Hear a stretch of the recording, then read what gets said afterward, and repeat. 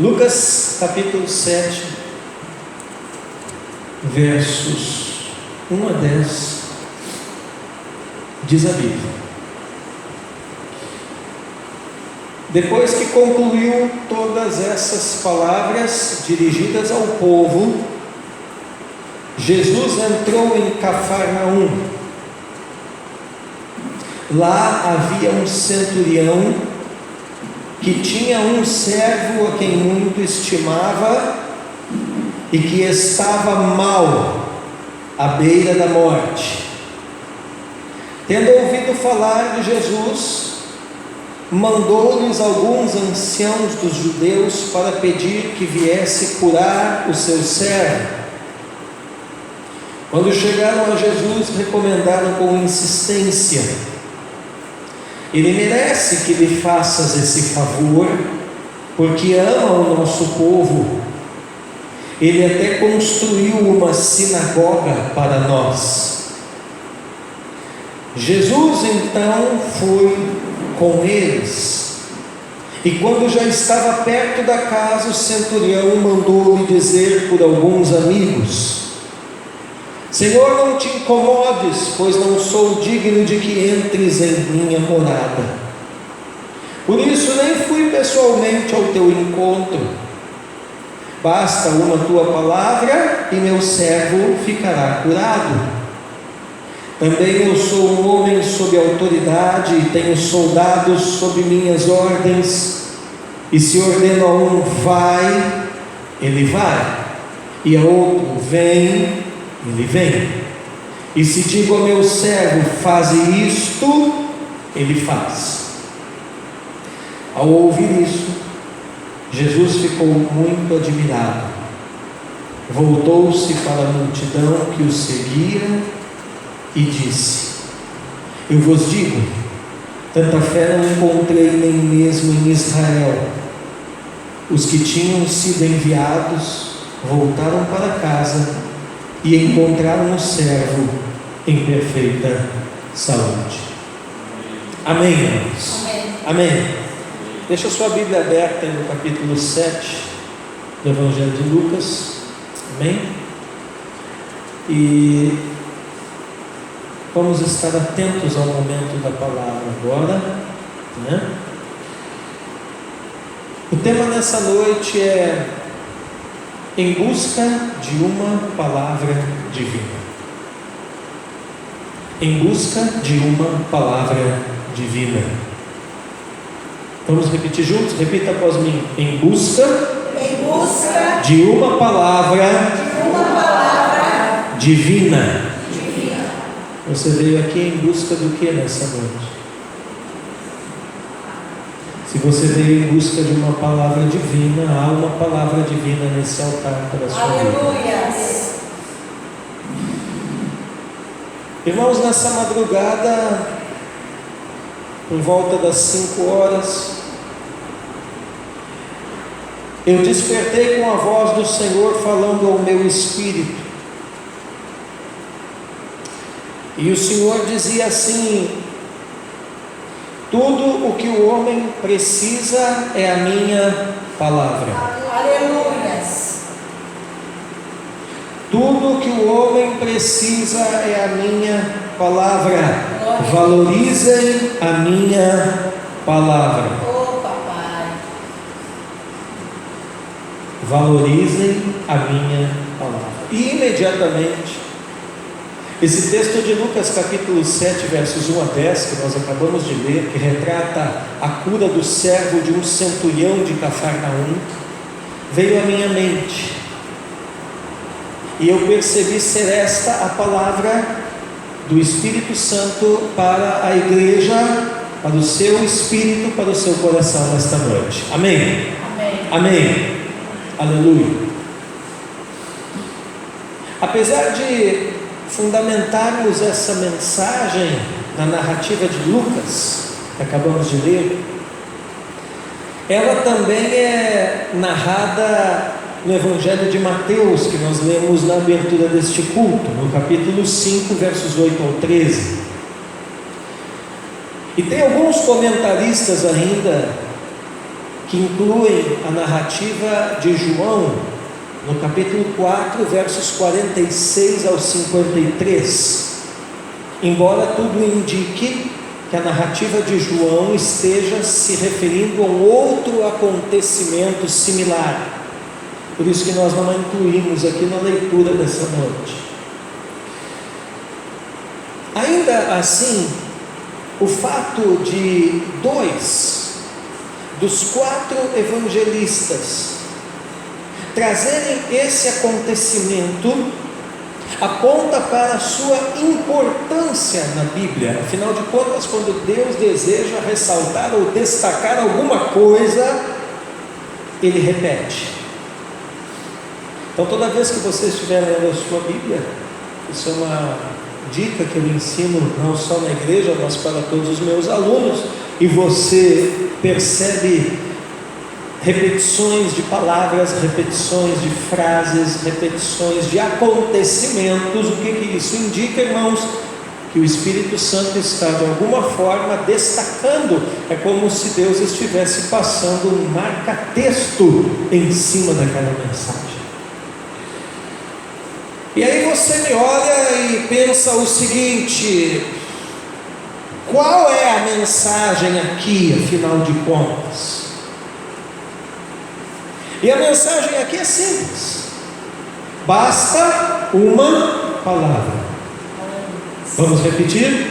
Basta uma palavra. Mais uma vez: basta uma palavra. Só vocês. Basta uma palavra. Essa é a mensagem de Lucas 7, 1 a 10. Nós vamos começar nessa noite considerando o contexto em que essa cura aconteceu. Se você observar o capítulo anterior, o capítulo 6, tanto em Lucas como em Mateus, você vai ver que Jesus havia concluído os seus ensinamentos do Sermão do Monte. Na verdade, o Sermão do Monte ele está localizado aqui próximo o Monte das Bem-aventuranças está localizado aqui próximo da cidade de Cafarnaum. Então Jesus tinha terminado os seus ensinamentos do Sermão do Monte, e a seguir ele começa a exemplificar na prática aquilo que em teoria ele havia ensinado. Como que ele faz isso? Entrando em Cafarnaum.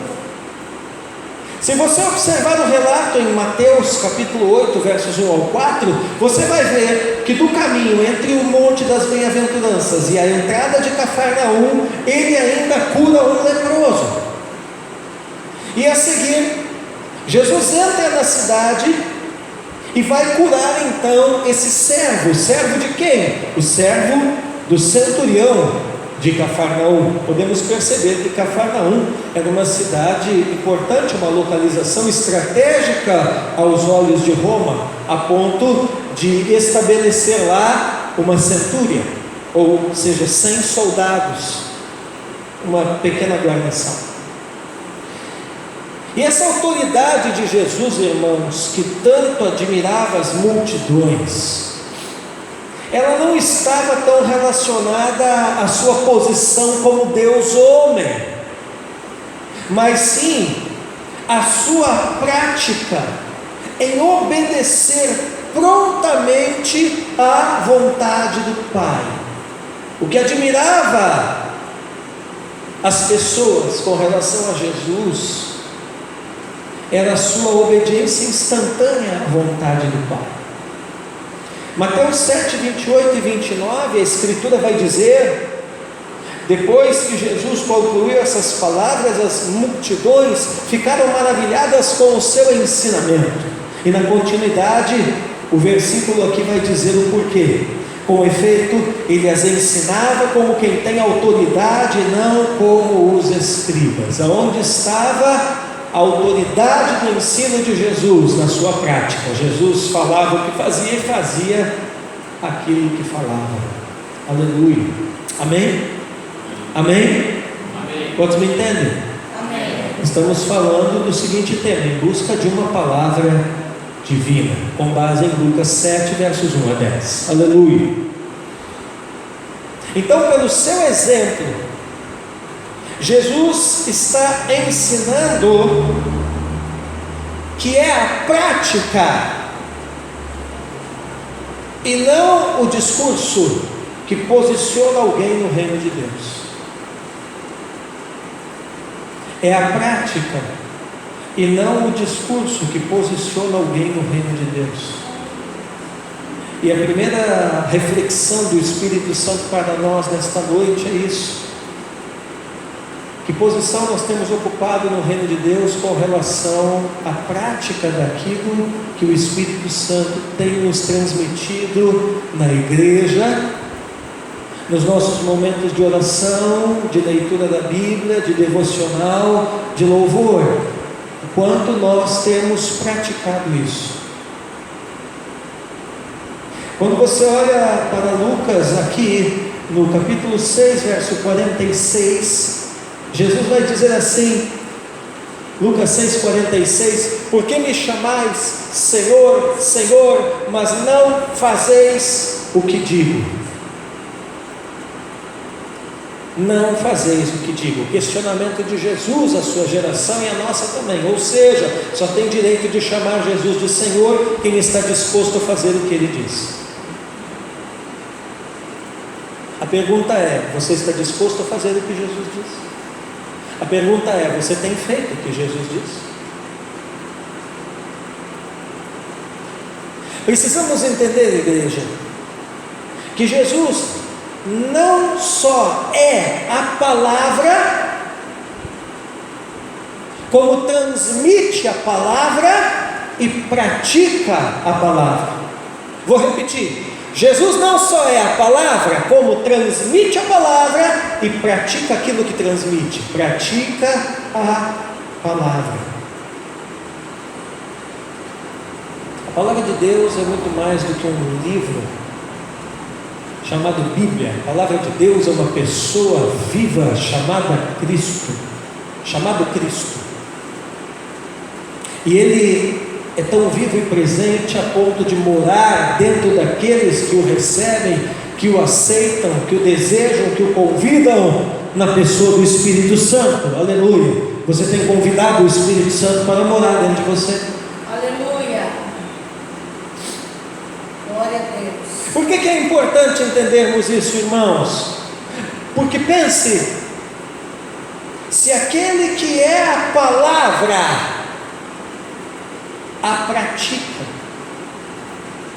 a ponto de causar admiração nas pessoas de sua época, quanto mais nós.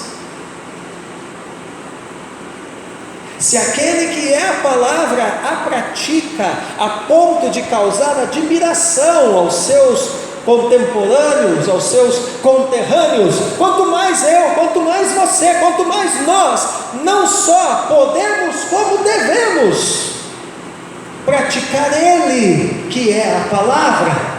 Aleluia! Santo Deus. Sabe por que você veio aqui nessa noite? Essa é fácil, pastor. Para receber uma palavra de Deus. Mas eu te pergunto, o que você vai fazer com esta palavra? Meu Deus. Sabe por que você veio aqui nessa noite? Pastor, essa é fácil. Para tomar a Santa Ceia, participar da Santa Ceia. E participar da Santa Ceia é o que? Dentre várias coisas, é praticar também a palavra de Deus.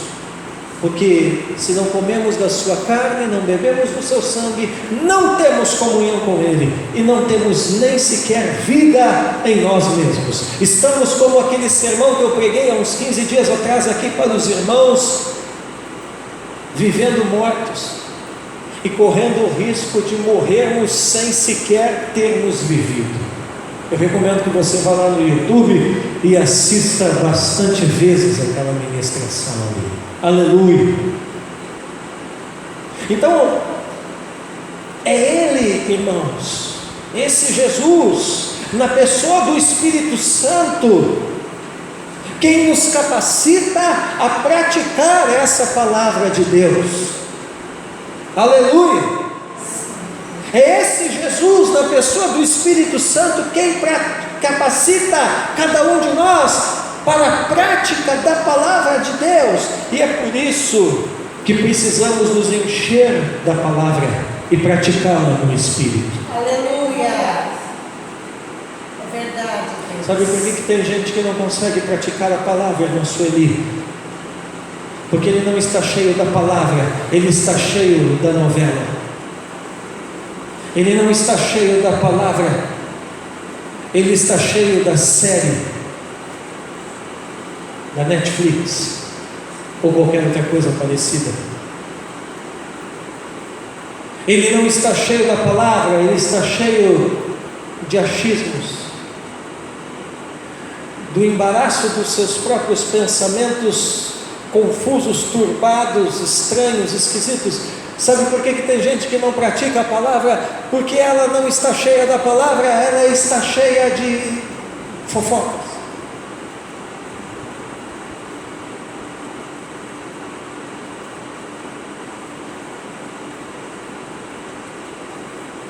Precisamos entender, irmãos, que nada é errado, desde que seja conveniente, dentro dos padrões que a palavra estabelece para o crente.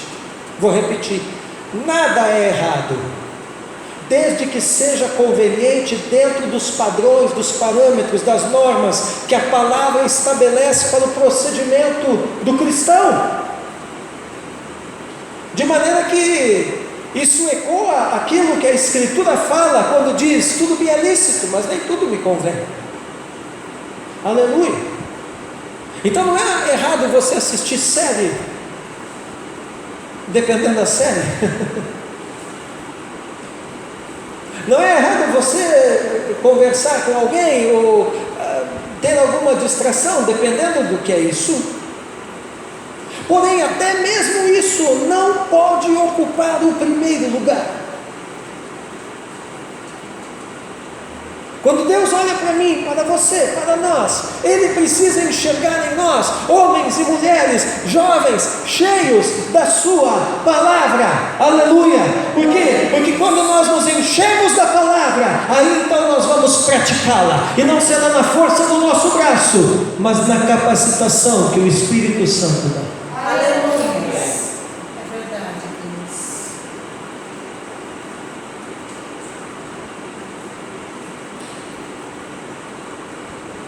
Eu pedi para uma pastora muito querida aqui da cidade.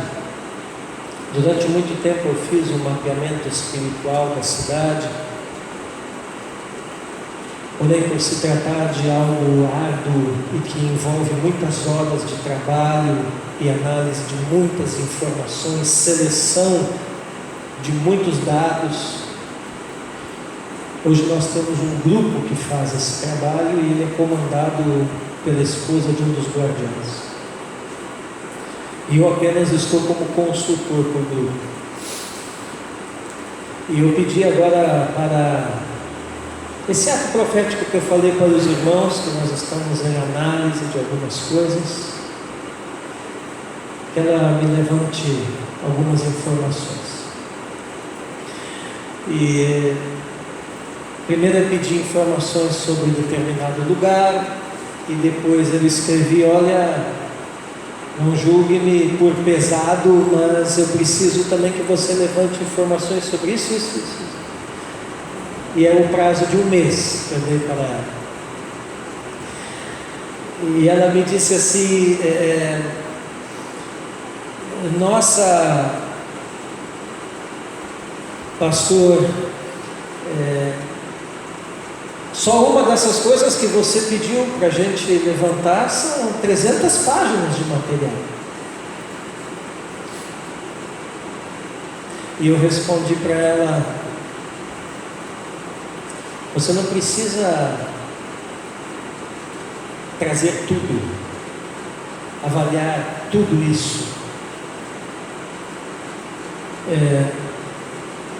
Deixe o Espírito Santo mostrar quais são os pontos que nos interessam no meio desse emaranhado de informações históricas.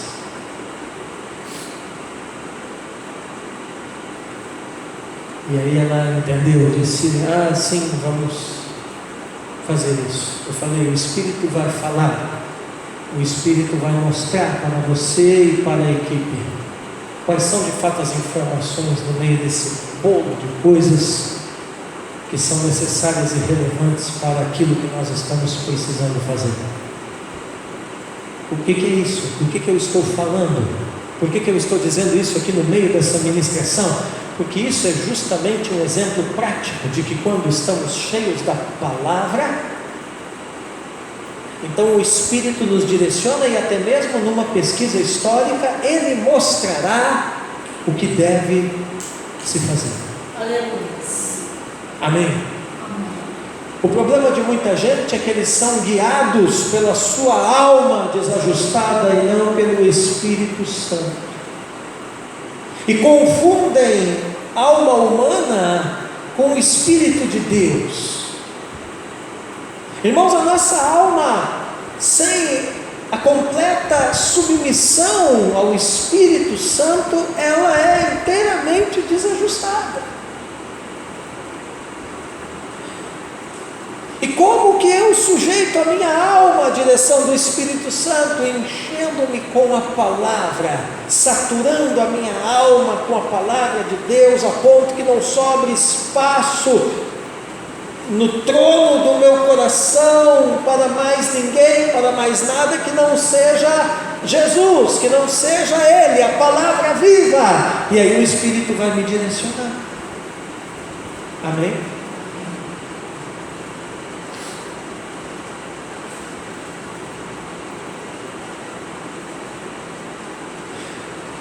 A sua espiritualidade é medida pelas suas escolhas.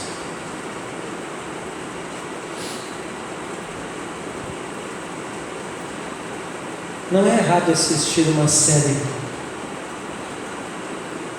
mas se entre vir a um culto e assistir uma série, ou escolher a série, uma luz de alerta precisa acender na minha cabeça, porque aí alguma coisa está bem errada comigo, se de fato eu sou um crente. Tem coisa errada ali, e não adianta a gente tapar o sol com a peneira.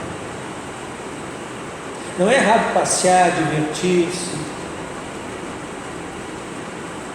mas essas coisas não podem estar em primeiro lugar. E quando chega, diz a Bíblia, tudo tem tempo determinado debaixo do céu. Quando chega o tempo do culto, o tempo da adoração, o tempo do louvor, o tempo da oração, o tempo de ler a Bíblia, esse tempo precisa ser preservado, precisa ser defendido, e não pode ser substituído ou trocado por nada. E quando nós assim o fazemos, nós entramos no mesmo pecado lá do Esaú, que troca a primogenitura por prato de lentilha.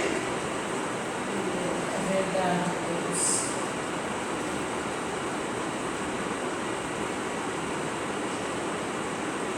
Diga para quem está do seu lado: encha-se da palavra. Encha-se da palavra E pratique-a no Espírito. e pratique-a no Espírito. Aleluia. Aleluia. Agora é interessante aqui que justamente um homem pagão, porque o centurião em Cafarnaum, irmã Marilene, era romano, era pagão, não cria, ou pelo menos não conhecia o Deus de Israel, nunca tinha lido a lei e os profetas, embora tivesse contribuído financeiramente até para que se construísse uma sinagoga lá para aquela cidade. Mas é justamente, irmão Heráclides, um homem pagão que percebe o que muitos crentes da época de Jesus não estavam percebendo.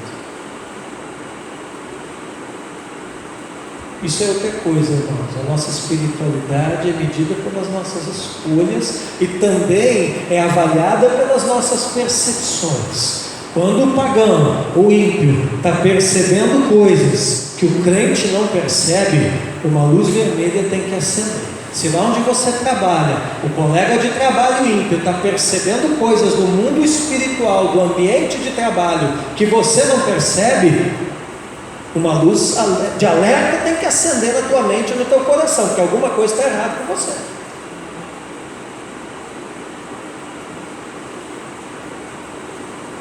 Eu e a pastora, nessa pequenina viagenzinha aqui em Guaratuba, fomos tomar um café numa cafeteria que tinham indicado para nós, como se fosse assim uma das maravilhas da humanidade, mas quando olhamos de longe a porta, já discernimos o espírito que operava lá dentro e nem entramos. Passamos reto. Como é que chama isso? Discernimento. Você precisa aprender a discernir as pessoas, a discernir os espíritos, a discernir os ambientes, a discernir os lugares, a discernir as propostas, a discernir as conversas, a discernir os pensamentos, a discernir os sentimentos, a discernir os discursos, porque muitas vezes somos arrastados por essas coisas para lugares aonde Deus não está, para posições aonde Deus não está. Então o homem pagão percebe o que muitos crentes da época não estavam percebendo, e aquele centurião, ele percebe quem é Jesus, o poder e a autoridade da palavra de Jesus e o funcionamento disso no mundo espiritual. Diga assim comigo: ele percebe. Ele percebe. Faz assim: quem é Jesus? Quem é Jesus? O poder e a autoridade da sua palavra. O poder e a autoridade da sua palavra. E o funcionamento disso O funcionamento disso no mundo espiritual. no mundo espiritual. Amém? Um pagão percebeu essas três coisas. Talvez aquele centurião tenha escutado o sermão do monte e retornado para a sua casa, meditando em tudo o que ele ouvira, quando se depara com a situação do seu servo mortalmente doente. Não sei, a Bíblia não diz isso, mas pode ser. Ou ainda pode ser que ele tenha recebido a mensagem do Evangelho através de alguém que esteve com Jesus. Lucas capítulo 7, verso 3, aqui o início do versículo diz: tendo ouvido falar de Jesus. Agora, o certo é que esse homem ouve falar de Jesus, e a partir do momento que ele ouviu falar de Jesus, ele entendeu quem é Jesus, o poder e a autoridade da palavra de Jesus, e como essa palavra funcionava no mundo espiritual. E logo, e é aqui que chama a atenção, a ponto do próprio Jesus se admirar no fim da história, logo esse homem se põe a aplicar aquilo que ele havia entendido. O que ele havia entendido? Quem é Jesus, o poder e a autoridade da palavra de Jesus, e como essa palavra funciona no mundo espiritual. Quando ele entendeu isso, ele se pôs a praticar, ele se pôs a aplicar o que ele havia entendido, irmãos, para a cura do seu criado.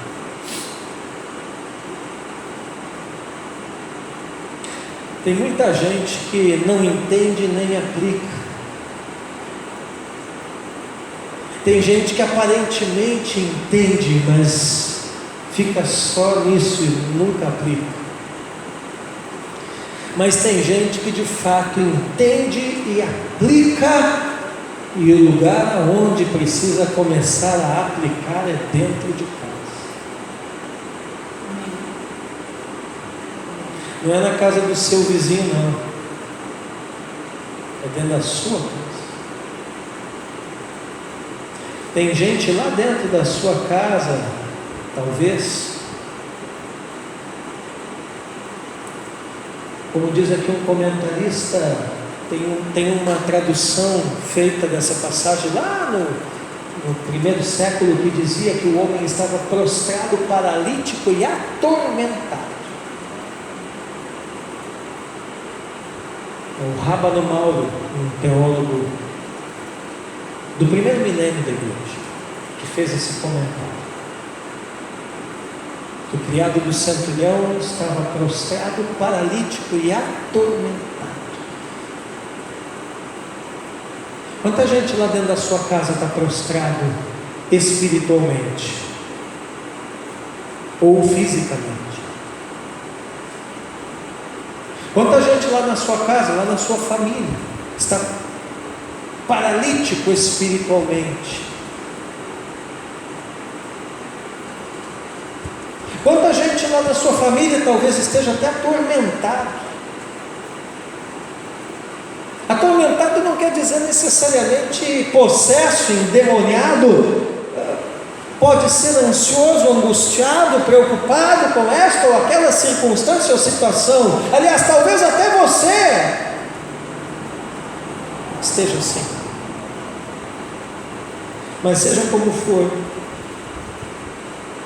aqueles que entendem e põem em prática a palavra, eles se enchem dessa palavra, eles a aplicam no Espírito Santo, e essa prática começa dentro da casa. Aleluia.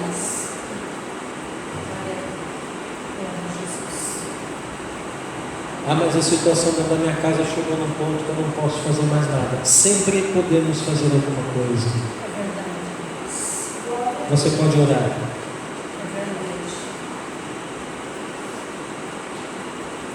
verdade. Mas eu já oro há tantos anos. E aonde que vai parar aquela parábola do juiz iníquo? Aonde que vai parar aquela parábola que Jesus fala a respeito do dever de orar sempre, nunca desistir?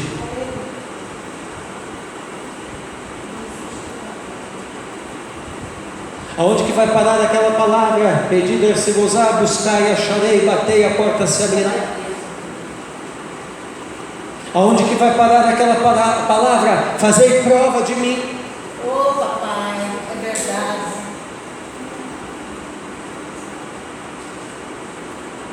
Esses dias eu cheguei aqui de manhã sozinho para orar. E falei, Senhor, que negócio é esse? Que eu bato, que eu busco, que eu peço, com relação a alguma coisa, e não vejo sair do lugar. Me mostra onde é que está o meu problema, porque tu é perfeito, o teu problema tem que estar aí.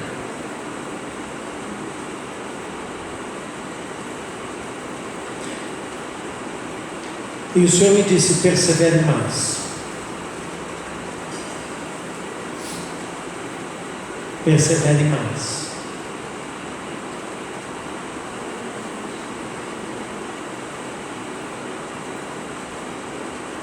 Mas você precisa fazer prova com a palavra de Deus. É verdade, Deus.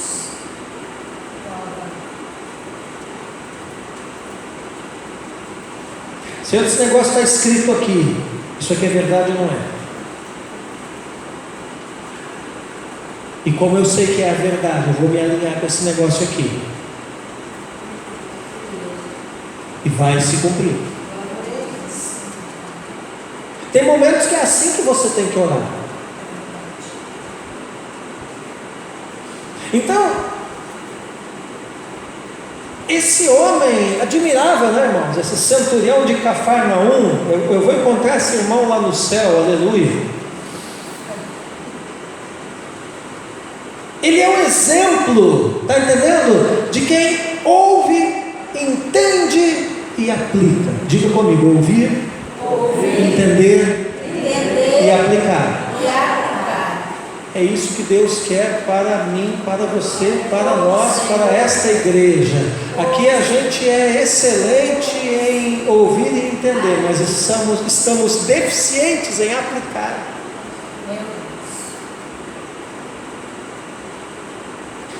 E foi isso que diferenciou o centurião de Cafarnaum, irmã Milene, de outros, a ponto, Cristiane, de causar admiração em Jesus.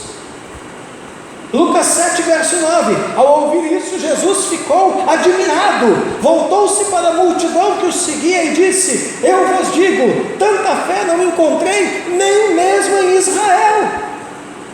Meus irmãos, tem gente que é mais crente do que muito crente.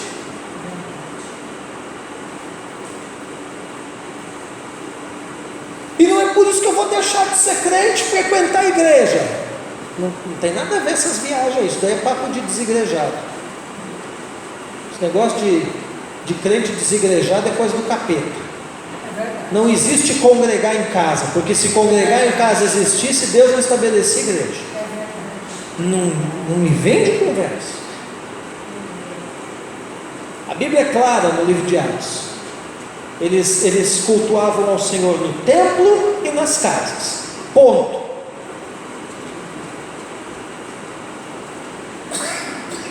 Negócio de gente que não quer congregar com o restante da igreja, cultuar o Senhor também no templo, isso é conversa de gente rebelde que não quer se sujeitar à liderança, pastor, pastora e nem aos seus irmãos.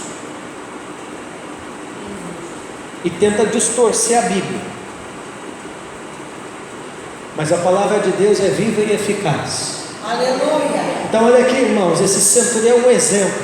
É um cara que ouviu, entendeu e aplicou a mensagem, e ele diferenciou-se dos outros.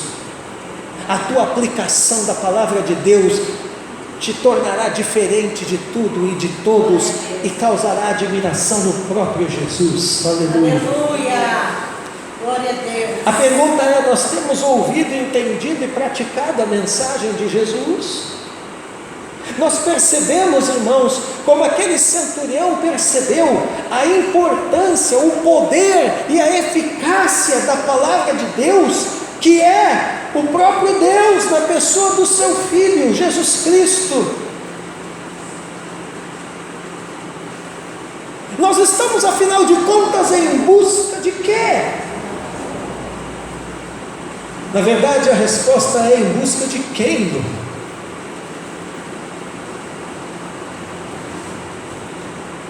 A verdadeira vida cristã é uma eterna busca por Jesus. Vou repetir: a verdadeira vida cristã é uma eterna busca por Jesus. Amém. Aleluia. Olha para mim. Jesus tem se admirado do que em nós? Olha para mim. Jesus tem se admirado do que, irmãos? Jesus pode se admirar, segundo a Bíblia, de duas coisas no homem: ou da fé, ou da incredulidade. Aqui em Lucas capítulo 7, verso 9, irmão Paulo, Jesus se admirou da fé do centurião de Cafarnaum. Mas se você olhar, por exemplo, Marcos capítulo 6, verso 6, você vai ver que Jesus admirou-se da incredulidade dos habitantes de Nazaré.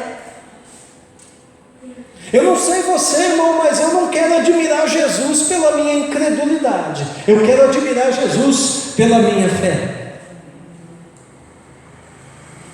Irmãos, nós não podemos permitir o esfriamento espiritual na nossa vida.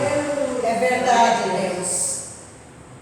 Com pandemia ou sem pandemia, meu irmão, você precisa ser quente. Aleluia. É verdade, Deus. No dia bom ou no dia mau, você precisa ser quente. Oh, papai. Quando tudo está bem, quando tudo vai mal, você precisa ser quente. Amém? Amém. Que Jesus não se admire da nossa incredulidade, antes se admire da nossa fé. E a pergunta é a seguinte: você está atrás de quem? Você está em busca do quê? O exemplo desse centurião deve nos ajudar a posicionar, irmãos, corretamente com relação a Jesus. E aí nós vamos responder essas perguntas. Amém? Amém. Diga comigo: posicionamento correto. Posicionamento correto. Com relação a Jesus. Com relação a Jesus. Aleluia. Aquele centurião percebeu, irmãos, que a autoridade de Deus é clara e exige uma obediência imediata. Vou repetir. A autoridade de Deus é clara, afinal de contas a Bíblia diz que Deus não é Deus de confusão. Quem faz as confusões somos nós, não é Ele. Quem deixa a coisa muitas vezes meia cinzenta, meia nublada, somos nós, porque Ele é luz e nele não há treva alguma, não tem nada cinzento em Deus. Amém? Me entendem? Então, a autoridade de Deus é clara. E quando a autoridade é clara, a obediência precisa ser imediata. Eu não consigo entender alguns dramas que algumas pessoas têm, irmão. Coisas simples, vou lhe dar um exemplo simples, nós vamos praticar daqui a pouquinho, né? Ofertas, dízimos. Tem gente assim que parece que para ele dizimar você tem que dar um estudo bíblico exaustivo, sabe, provar assim por A mais B mais C mais D, e todas as letras do alfabeto, e você ele fica meio em dúvida. Meu irmão, vou dar outro exemplo, para batizar. Irmãos, tem gente que congrega na igreja há 20, 30 anos sem ser batizado, isso é uma vergonha. A Bíblia é clara. Vou dar outro exemplo, para congregar. Tem irmão que anda longe da igreja, e aí eu mando o zap para ele e ainda vem mentir para mim, está tudo bem, pastor, conversa fiada que está tudo bem, quando está tudo bem a gente congrega. Vê se está escrito idiota aqui na minha testa, não está não. Só que assim como eu quero ser assim mais sutil, né? Eu pergunto, tem certeza?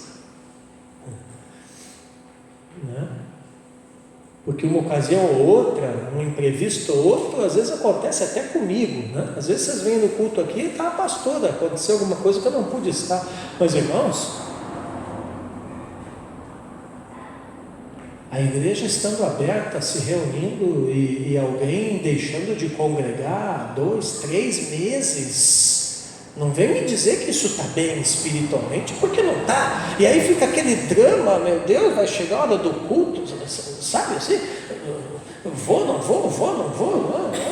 Meu irmão, não tem, é simples, meu querido.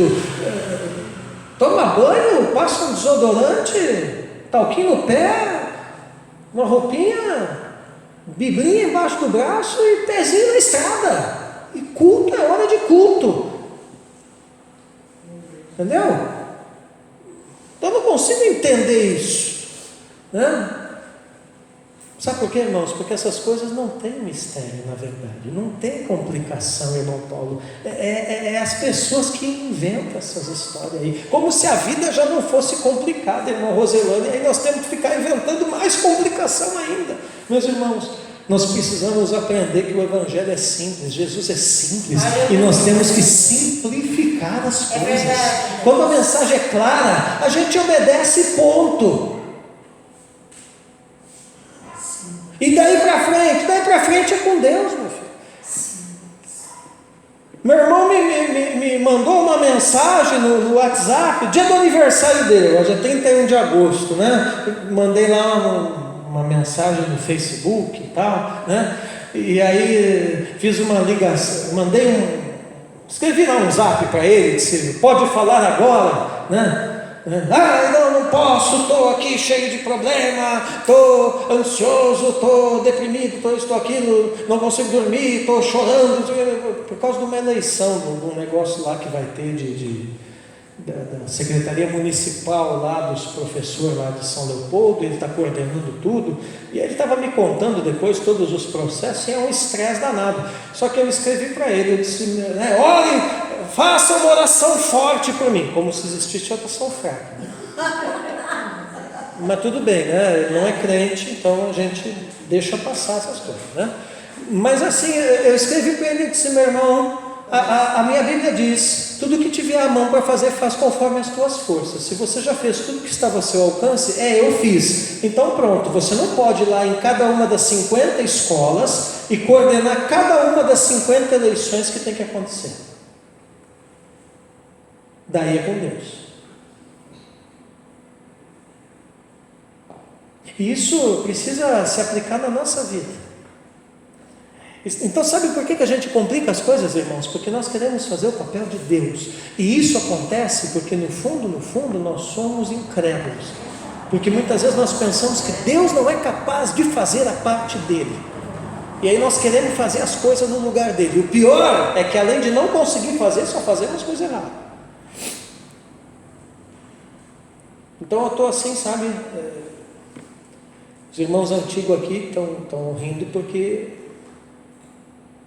quem te viu e quem te vê, sabe como é que é. Mas agora até a pastora fica brava às vezes comigo. Você não vai fazer nada! O que eu vou fazer? Eu já orei, já fiz o que era para mim fazer. Então, sabe aquele ditado que não tem remédio, o remediado está. Né? Dali para frente, se não sou Deus, então o papel de Deus, Deus faz e pronto. Se não fizer, porque não era para fazer. Entendeu? A partir do momento que você entender isso e começar a praticar dessa maneira, aí você vai experimentar aquilo que Jesus diz quando ele fala assim, que você vai lançar pesado e insuportável de carregar e vai tomar o jugo dele que é leve, o fardo dele que é suave. E aí você começa a achar descanso para a sua alma. É verdade, Deus. É verdade. Então, irmãos, quando a mensagem é clara, a obediência tem que ser imediata. Entendeu? O amor e a compaixão com que Deus exerce a sua soberania no mundo não altera isso. A autoridade de Deus é definida, é direta, é exercida pela palavra. A mensagem de Jesus foi recebida, foi entendida por aquele homem, gerou fruto no coração dele e trouxe cura para dentro da sua casa. Aleluia. Glória a Deus. Não só cura física, mas cura em todos os aspectos dentro daquela casa.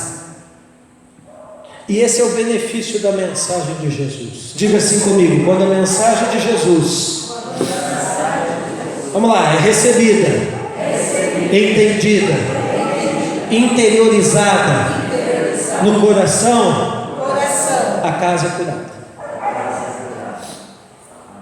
Traga a cura para dentro da sua casa. Mas tem gente que não é crente dentro da minha casa. Meu irmão, eu me converti, ninguém era crente dentro da minha casa, até hoje não são. Mas enquanto eu habitei lá, eu trouxe cura para dentro da casa. Glória a Deus. Então, a essência da história aqui não é a cura do servo. Você tem que entender que a cura, meu Joseli, aqui do servo, do centurião, não é o mais importante da história, viu, Luan? O que é o mais importante? É o contexto que Lucas quer destacar. O importante é a fé do centurião, irmão Paulo, na palavra de Jesus. Esse cara aqui era um oficial militar de médio escalão, né? Lá em Cafarnaum. Ele devia estar debaixo do comando de um tribuno que ficava provavelmente em Cesareia, uns 80 quilômetros de distância, né? E ele e os seus soldados, a sua centúria, eles estavam designados ali para aquela região, possivelmente em missão de paz. Você já viu esse pessoal da ONU aí, que onde tem conflito, eles vão lá, missão de paz, né? Eles não entram em guerra, mas eles estão lá para assegurar que uma guerra não aconteça. Então era mais ou menos o que acontecia, que era a ONU daquela época, esse cara aqui naquela região, né? Agora, o que era comum eram os oficiais romanos desprezarem a população local. Eles estavam debaixo do domínio de Roma. E quando um oficial romano era escalado para um buraco desse, fica Cafarnaum, né? Eles desprezavam os moradores locais, mas o texto e o próprio testemunho aqui, irmãos, dos líderes judeus do lugar, revela que esse homem era diferente. Ele amava e respeitava os judeus. Lucas 7, 4 e 5 diz assim: quando chegaram a Jesus, recomendaram com insistência, o judeu falando: ele merece que lhe faças esse favor, porque ama o nosso povo. Ele até construiu uma sinagoga para nós. Você veja, né, irmão? Lei de plantio e colheita. Aquele homem plantou uma sinagoga um dia e colheu uma cura para dentro da sua casa. Sabe por que tem gente que nunca colhe nada? Porque nunca planta. Nem fisicamente, nem financeiramente, nem espiritualmente, nem nada. Aí depois quer colher.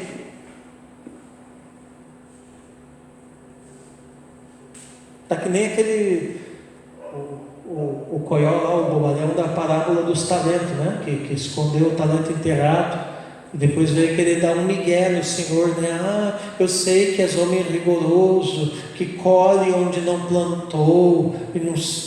Meu irmão,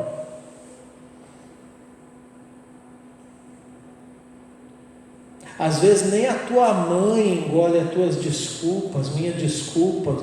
Nós vamos achar que Jesus vai engolir, que nós vamos dar pialo no cordeiro, é isso? É ruim, hein? Você lembra da parábola? Porque servo mau, inútil, negligente, pega esse negócio aqui que você enterrou, por que não botou para os banqueiros para multiplicar o que era meu? Dá para o outro ali que multiplicou 10. E esse cara, o que a gente faz com ele? Joga nas trevas. Você está vendo que Jesus não tem crise de consciência. Mas eu não quero falar da parábola dos talentos, algo que me ocorreu. Eu quero focalizar aqui em Lucas capítulo 7, já indo para o final dessa mensagem. Aleluia. Talvez você nunca pensou que 10 versículos rendesse tanta coisa assim. Então esse homem amava e respeitava os judeus, né? E ele amava. Agora aqui está o ponto para você entender. Aquele centurião amava quem Jesus ama. O povo de Jesus, o povo de Israel. E por tal amor em fé no Evangelho de Jesus, ele recebeu o benefício do milagre em sua casa. Pergunta: nós amamos quem Jesus ama pela fé no Evangelho? Por que pela fé no Evangelho? Porque se não for pela fé, a gente não ama, né? Você sabe melhor do que eu que em Adão a gente é bem complicadinho, para não dizer perdido mesmo. Então é pela fé no Evangelho, é em Cristo. Nós amamos quem Jesus ama. Nós nos importamos com quem ou com o que é importante para Jesus? São perguntas que precisamos. Hoje você vai para casa que nem o centurião. Você ouviu o sermão e vai pensando, né? E quando chega lá e o servo lá estiver prostrado e paralítico, atormentado, você vai chamar uma palavra do céu para dentro da tua casa, mas você tem que estar disposto a pôr isso em prática. Amém? Aleluia. Nós nos importamos com quem Jesus se importa? Nós nos importamos com o que é importante para Jesus? Ou nós passamos a vida inteira correndo só atrás daquilo que nos interessa? Agora esse centurião, ele ouviu, ele viu e ele se abriu para a fé no Deus de Israel através da mensagem do Evangelho. Irmãos, não basta ouvir e ver, tem que se abrir para a fé. Amém? Você não pode viver retrancado para a fé, né? Para com essas neuroses, irmão, né? O pastor pregou aquilo para bater em mim. Irmão, parar com essas neuroses, né? Aqui todo mundo é maduro, nós já passamos dessa fase há muito tempo. Né? Existe isso. A gente ouve o Espírito Santo e traz o que o Espírito Santo entende que a igreja precisa. Ponto. E sempre lembrando que ao pregar aqui, eu não estou pregando primeiramente para você, tanto quanto estou pregando, mas é para mim mesmo. Eu estou preocupado comigo mesmo, no sentido de se eu estou me preocupando e colocando em primeiro lugar o que é importante para Jesus, ou se eu estou correndo só atrás do que me interessa. Então esse cara aqui, esse centurião, o evangelista Lucas vai destacar o respeito e a humildade desse homem. Ele envia 2 mensageiros a Jesus.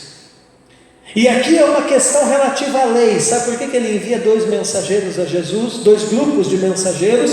Porque pela lei, se Jesus entrasse na casa de um pagão, ele seria tornado impuro segundo a lei. Claro que ninguém pode tornar Deus impuro, né? Jesus é Deus. Mas esse homem, você percebe o grau de sensibilidade dele, mesmo sendo um pagão?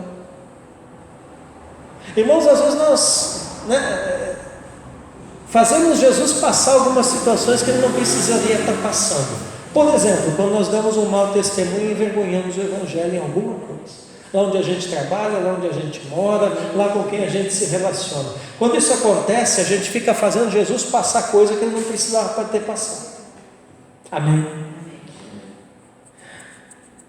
Aí você está pensando assim, mas espera aí, pastor, lá em Mateus o Senhor deu e lá está escrito que o homem foi ter, o centurião foi ter com Jesus, e aqui Lucas está dizendo que ele enviou 2 grupos. Que negócio é esse? Meus irmãos, Mateus traz o mesmo relato de uma forma resumida, e o entendimento aqui de todos os teólogos do primeiro milênio da igreja com relação a essa passagem é o seguinte, que de fato o homem mandou os seus representantes até Jesus, mas o peso de autoridade daqueles representantes era como se ele mesmo tivesse ido falar com Jesus. Então não há contradição entre os 2 evangelhos, apenas Mateus é mais objetivo, mais prático, mais direto, como é do feitio dele, e Lucas então traz mais o lado humano, como é a característica do evangelho de Lucas. Amém? Aleluia. Então eu quero encerrar nessa noite. Lucas 7, verso 3 e verso 6 diz assim: tendo ouvido falar de Jesus, mandou-lhe alguns anciãos dos judeus para pedir que viesse curar o seu servo. Verso 6: Jesus então foi com eles, e quando já estava perto da casa, o centurião mandou-lhe dizer por alguns amigos: Senhor, não te incomodes, pois não sou digno de que entres na minha morada. Primeiro ele manda um grupo de judeus, representantes da região ali, da localidade. Depois, mais perto, quando Jesus está perto, um grupo de amigos. E na segunda mensagem, irmão Paulo, quando ele manda o grupo de amigos, já próximo da sua casa, Jesus se admira com a natureza pura da fé daquele homem. Irmãos, é uma fé simples, é uma fé clara, no sentido de que quando Jesus ordena que algo seja feito, isso realmente será feito. Amém? Você vê que esse centurião respeita Jesus como alguém superior, com autoridade sobre a doença e sobre a vida. Às vezes nós chamamos Jesus para algumas situações, mas nós não o consideramos suficientemente poderoso ou capaz para resolver. E se Jesus liberasse uma palavra no entendimento daquele centurião, pronto, isso se cumpriria. Amém? Jesus está aqui hoje na pessoa do Espírito Santo, liberando não só uma, mas um monte de palavra para a sua vida. Aleluia! Isso se cumprirá. Posicione-se. Lucas 7, 8. Por isso, o centurião falando: nem fui pessoalmente ao teu encontro. Eu gosto disso aqui, sabe, irmãos? Basta uma tua palavra, diz a minha tradução. basta uma tua palavra, e meu servo ficará curado. Também eu sou um homem sob autoridade, esse homem entendia autoridade, e tenho soldados sob minhas ordens, e se ordena um vai, ele vai, a outro vem, ele vem, e se digo ao meu servo faz isto, ele faz. Então esse homem é alguém, esse centurião de Cafarnaum, que assimilou, olha aqui para mim, assimilou a essência da fé. Qual é a essência da fé? O único Deus verdadeiro e soberano é o Deus de Israel. E este Deus está presente de forma pessoal, de forma ativa em Jesus Cristo. E em Jesus Cristo este Deus é plenamente acessível a todos, que pelo arrependimento e fé recebem a salvação, que pelo arrependimento e fé passam a integrar a igreja, que é o Israel espiritual de Deus. Então que todos nós hoje, irmãos, possamos assimilar essa mesma essência. Amém. Que o centurião lá de Cafarnaum assimilou em busca de uma palavra divina.